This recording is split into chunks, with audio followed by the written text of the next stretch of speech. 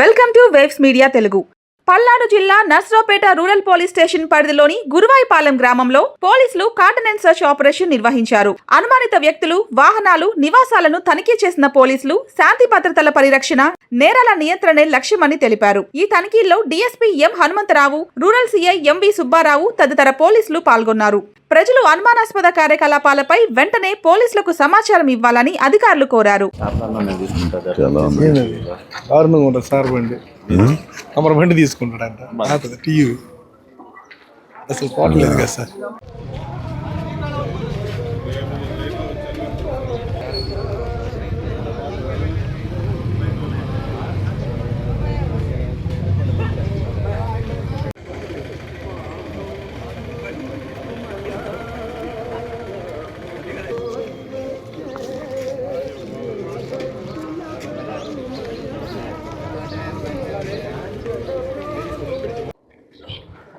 కొద్దిగా జరండి.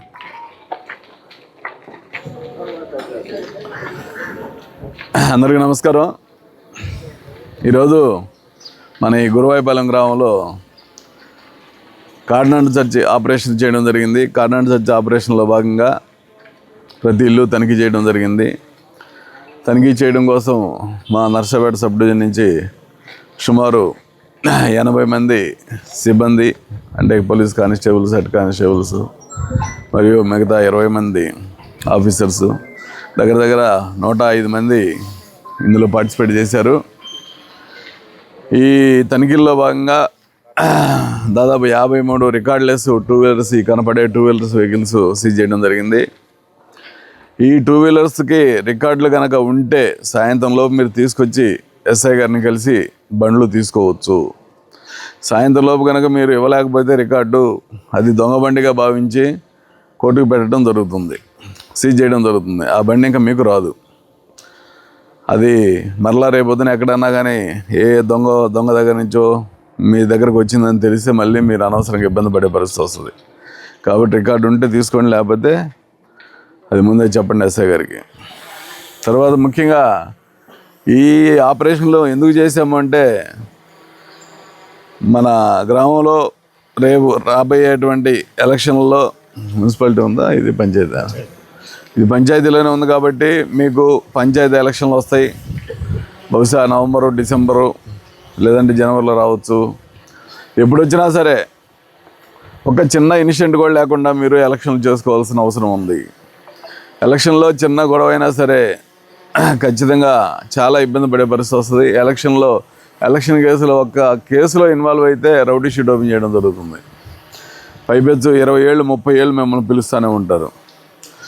ఎప్పుడో 1980లో 94లో ఎలక్షన్లలో గొడవలు అయినటువంటి వాళ్ళని కూడా ఇప్పుడు పిలుస్తున్నాం.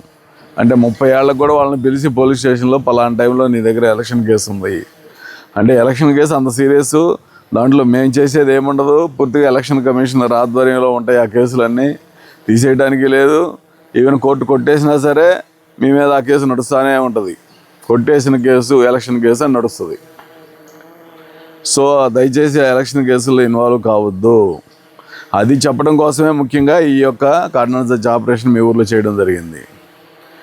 ఇకపోతే మీరు రీసెంట్గా చూస్తున్నారు, ముఖ్యంగా ఈ గంజాయికి మన పిల్లలు వెళ్ళి అలవాటు పడుతున్నారు. పిల్లల్లో మీరు చూసుకోవాలి, పిల్లోడు ఏం చేస్తున్నాడు, పిల్లలు ఏం చేస్తుంది, ఎక్కడ పోతుంది, ఎవరితో తిరుగుతుంది, ఆ తిరిగేవాళ్ళు మంచివాళ్ళ కాదా, అది మీరు చూసుకోకపోతే పిల్లోడు ఒకసారి ట్రాక్ తప్పాడంటే, గంజాయికి అలవాటు పడ్డాడంటే ఇంకా మన కంట్రోల్లోకి రారు. వాళ్ళ విన్యాసాలు చాలా ఇబ్బందికరంగా ఉంటాయి. ఇంట్లో మిమ్మల్ని కొట్టి మిమ్మల్ని చంపే స్టేజ్ కూడా వస్తే పరిస్థితి ఉంటుంది. కాబట్టి అది చాలా జాగ్రత్తగా చూసుకోండి. అదేవిధంగా ఆ జాగ్రత్తలో భాగంగా మీ ఊర్లో ఎవడైనా సరే గంజాయి అమ్మినా, తాగినా, ట్రాన్స్పోర్ట్ చేసినా ఇలాంటి సమాచారం ఏమాత్రం ఉంటే వెంటనే ఎస్ఐ గారికి, సిఐ గారికి తెలియజేయండి. అదేవిధంగా లేదు వాళ్ళకి చేయడం ఇబ్బంది అయితే నువ్వు ఐడెంటిఫై అవుతావు అనుకుంటే 112 నంబరు 112, ఇంతకుముందు 100 అందరికి అలవాటు, అది తెలంగాణకి వెళ్ళింది. ఇప్పుడు 112 కొట్టేస్తే ఖచ్చితంగా మనకి వెంటనే మీకు 15 నిమిషాల్లో మీ ఊరికి పోలీసులు వచ్చేస్తారు. రూరల్ పోలీసులు 15 నిమిషాలే టైము. వచ్చి మీరు ఎక్కడైతే చెప్తారో ఆ ప్లేస్కి వెళ్ళి మేము సెర్చ్ చేస్తాం. అదేవిధంగా ఈ ప్యాకెట్లు ఆడేవాళ్ళు కానీ పొలాల్లో కూర్చొని ప్యాకెట్లు ఆడే అనవసరం కుటుంబాలందరినీ నాశనం చేసుకుంటున్నారు. ఆ సమాచారం కానీ ఈ గంజాయి సమాచారం కానీ ఖచ్చితంగా ఎలాంటి అసాంఘిక కార్యక్రమాలు ఊర్లో జరుగుతున్నా సరే వెంటనే తెలియజేయండి. చిన్న చిన్న గొడవలు ఉంటే ఏమన్నా ఇక్కడే మాట్లాడుకొని పెద్దల సమక్షంలో క్లోజ్ చేసుకోండి. పోలీస్ స్టేషన్ దగ్గర రాకుండా ట్రై చేయండి. అదేవిధంగా మీరు ఇక్కడి నుంచి మీకు దగ్గర నర్సాపేట, పొద్దున్న లేస్తే ఏ పనికైనా నర్సాపేట రావాలి. నర్సాపేట రావాలంటే వెంటనే బండి తీస్తారు. మరి 2 వీలర్ మోటార్ సైకిల్ తీయగానే మీరు ఆటోమేటిక్గా ఈ హెల్మెట్ పెట్టాలంటే చాలా ఇబ్బందిగా ఉంటుంది మీకు. కానీ హెల్మెట్ లేకపోతే దారుణంగా ఎంతమంది చనిపోతున్నారు. రోజుకు ఒకరిద్దరు మన పల్నాడు జిల్లాలో చనిపోతున్నారు. ఎంటైర్ పల్నాడు జిల్లాలో రోజుకు ఒకరిద్దరు హెల్మెట్ లేని వాళ్ళు చనిపోతున్నారు మోటార్ సైకిల్ యాక్సిడెంట్లో. ఎదురెదురు ముఖ్యంగా తాగేసి ఈవినింగ్ 7-8 ఎదురెదురు గుద్దుకుంటున్నారు. వాడో ఈడో ఎవరో ఒకరు చచ్చిపోతున్నారు. ఆ టైంలో హెల్మెట్ ఉంటే ఖచ్చితంగా బతుకుతారు. దయచేసి హెల్మెట్ వాడండి. ఎవరు కూడా హెల్మెట్ లేకుండా మోటార్ సైకిల్ తీయదు. మోటార్ సైకిల్కి తగిలియండి అట్లా హెల్మెట్ ఖచ్చితంగా పెట్టుకోండి. అదే మీకు శ్రీరామ రక్ష. హెల్మెట్ ద్వారా బతికిన వాళ్ళు ఎన్నో ఉన్నాయి. హెల్మెట్ లేని వాళ్ళు చనిపోవటమా లేదంటే కోమాలోకి వెళ్ళిపోవటమా, పనికి రాకుండా పోవటం, ఆ కుటుంబాన్ని రోడ్డు మీద వేసేస్తారు. మీరు చేసే పని వల్ల ఆ కుటుంబం రోడ్డు మీద పడిద్ది.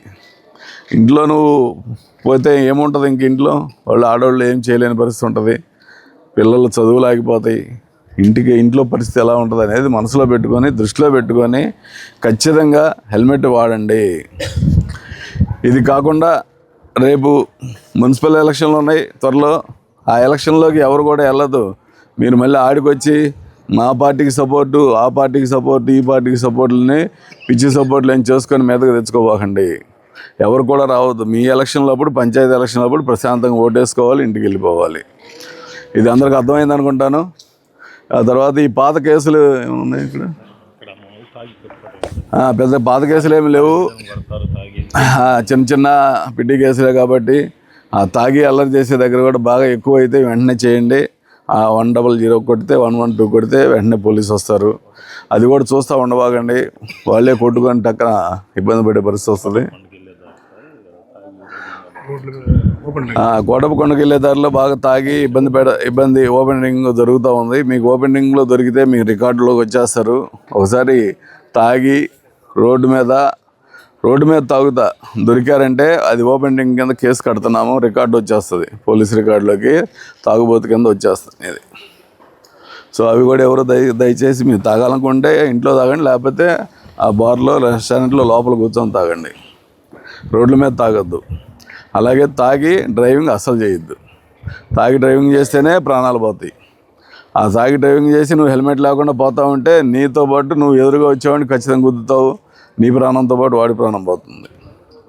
ఇవన్నీ దృష్టిలో పెట్టుకొని అందరూ జాగ్రత్తగా ఉండాలని, ఈ విషయంలో మిమ్మల్ని అవేర్ చేయాలని మా ఐజీ గారు, ఇప్పుడు ఐజీ గారు మనకి ఇన్ఛార్జి, ఎస్పీ గారు లేనందువలన మా ఐజీ గారి ఆర్డర్స్ మేరకు ఈరోజు ఇక్కడ ప్రోగ్రాం పెట్టడం జరిగింది. అందరికీ నమస్కారం పోలీస్ శాఖ తరఫున. Thank you.